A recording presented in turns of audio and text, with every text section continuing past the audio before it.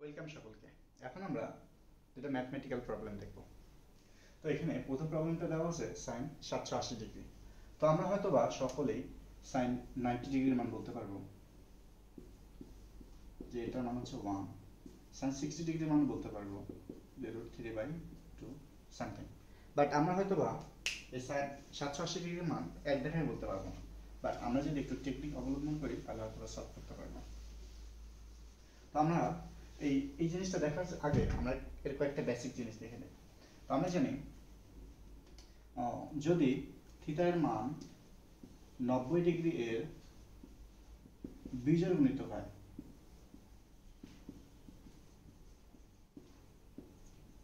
তো বিজোড় গুণিতক মানে কি? যদি 90 কে আমরা 1 দিয়ে গুণ করি তাহলে কত থাকে? 90 90। একে যদি আবার 3 দিয়ে গুণ করি তাহলে কত হয়? 270। তারপর 5 দিয়ে গুণ করলে 450। তো এই টাইপের, অর্থাৎ 90 এর বিজোড় গুণিতক হয়, অর্থাৎ থিটা যদি অড হয়, অড মানে হচ্ছে বিজোড়, যদি অড হয় তাহলে পরিবর্তন হয়। তাহলে পরিবর্তন হয় কি? পরিবর্তন হয়, পরিবর্তন হয় যে যদি সাইন থাকে তাহলে এটা হয়ে যায় কস, যদি ট্যান থাকে সেটা হয়ে যায় কট, আর যদি সেক থাকে সেটা হয় কোসেক। তাহলে আমরা যদি আরেকবার বলি, যদি থিটা এর মান 90 এর বিজোড় গুণিত হয় তাহলে পরিবর্তন হয় কি? পরিবর্তন হয় সাইন থাকলে কস হয়, ট্যান থাকলে কট হয় এবং সেক থাকলে কোসেক হয়। অপরদিকে যদি থিটা এর মানটা 90 এর জোড় গুণিত হয়, অর্থাৎ থিটা যদি আপনার ইভেন হয়, ইভেন মানে 90 গুণন 2 মানে কত? 180, 90 গুণন 4 360, এই টাইপের 180 360 এরকম আরো যেরকম জোড় সংখ্যাগুলো আছে সেগুলো যদি হয় তাহলে সাইন থাকলে সাইনে থাকে, কস থাকলে কসে থাকে, অর্থাৎ নো চেঞ্জ, কোনো পরিবর্তন হয় না। তাহলে আমরা যদি এখন এই রুলসটা এখানে অ্যাপ্লাই করি তাহলে আমরা দেখতে পারবো প্রথমে আমাদের অঙ্কটা দেওয়া আছে সাইন 780। তো সাইন 780 কে চাইলে আমরা এভাবে লিখতে পারি যে 8 × 90। তো আমরা জানি 8 × 90 কত? 720, অর্থাৎ 720। তো এর সাথে যদি আমরা 60 যোগ করি তাহলে কত হয়? তাহলে 780 হয়। আবার আমরা যদি আরেকটা জিনিস চেক করি, এখানে 8 গুণন 9, তাহলে সাইন কি? 8টা কি একটা ইভেন নাম্বার, অর্থাৎ জোড় সংখ্যা। তো আমরা জোড় সংখ্যা থাকলে কি জানি যে সাইন থাকলে সাইন হবে, তাহলে এটা সাইন হবে, এটা নিশ্চিত। এখন সাইনের চিহ্নটা পজিটিভ হবে নাকি নেগেটিভ হবে? আমরা এই কোয়াড্রেন্ট থেকে জানি যে প্রথম চতুর্ভাগে অল পজিটিভ, দ্বিতীয় চতুর্ভাগে শুধুমাত্র সাইন পজিটিভ। সাইন এবং সাইনের যে সহধর্মী আছে কোসেক তারা পজিটিভ। তৃতীয় চতুর্ভাগে ট্যান এবং কট পজিটিভ, এবং চতুর্থতে কস এবং তার অপোজিটটা সেক। তাহলে এইভাবে আসে। তাহলে আমরা যদি এই সাইনের ঘরে আসি এবং 8 × 90 অর্থাৎ 780 কে আমরা খুঁজে বের করতে চাই এই কোয়াড্রেন্টের মধ্যে, তাহলে কোথায় আসে? আমরা জানি এই ঘরটা হচ্ছে 0 ডিগ্রি, আবার এই ঘরটাকে 360ও বলা হয়। কেন 360 বলা হয়? কারণ যদি 0 থেকে একবার ঘুরে আসে, আমরা জানি একটা বৃত্ত 360 ডিগ্রি কোণ উৎপন্ন করে, তাহলে এই ঘরটা কি 360 ডিগ্রিও হয়। আবার 360 কে যদি আমরা আরেকবার ঘুরে আসি তাহলে কত হবে? তাহলে হবে 360 গুণন 2 অর্থাৎ 720 ডিগ্রি হবে। তাহলে এই ঘরটাকে 0, এই রেখাটাকে 0 ডিগ্রি বলা হয়, 360ও বলা হয়, 720ও বলা হয়। তাহলে 720 কে আমরা এই রেখা বলতে পারি, কিন্তু আমাদের আছে কত? 780। তো 780 মানে কত?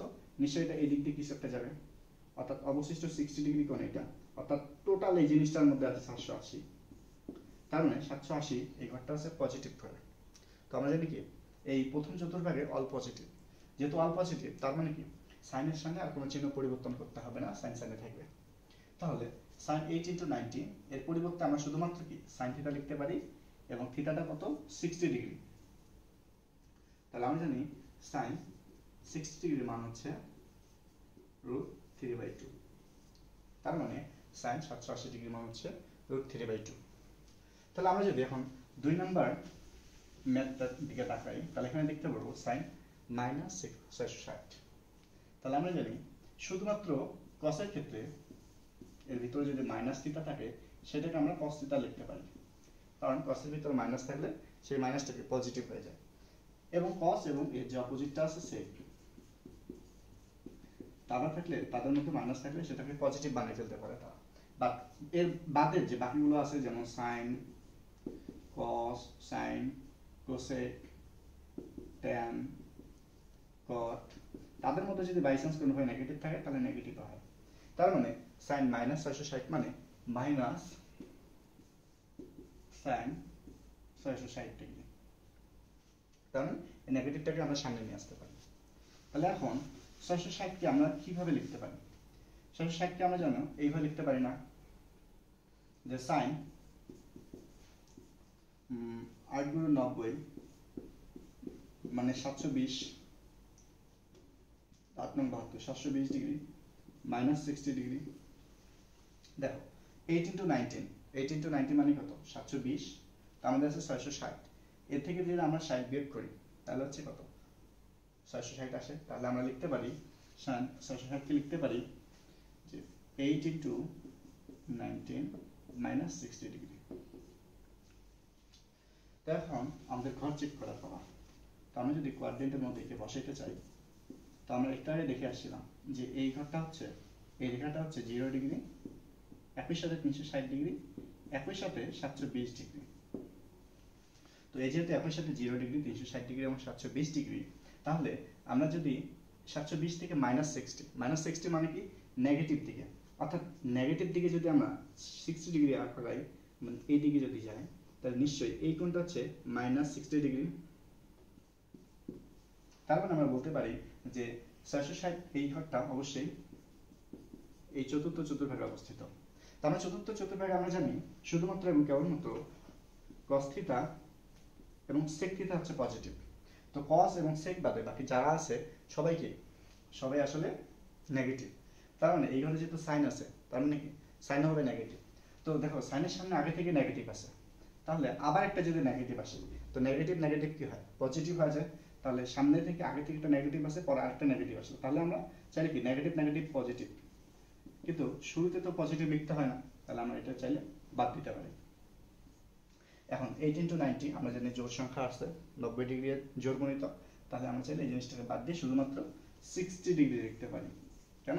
এই যে -60 কি -60 এবং পুরোটাই এই মাইনাসের মধ্যে বাদ হয়ে গেছে, তাহলে মাইনাসে মাইনাসে পজিটিভ আসছে এবং sin 60 ডিগ্রি মান হচ্ছে √3/2। এটা आंसर। আশা করি বুঝে গেছো।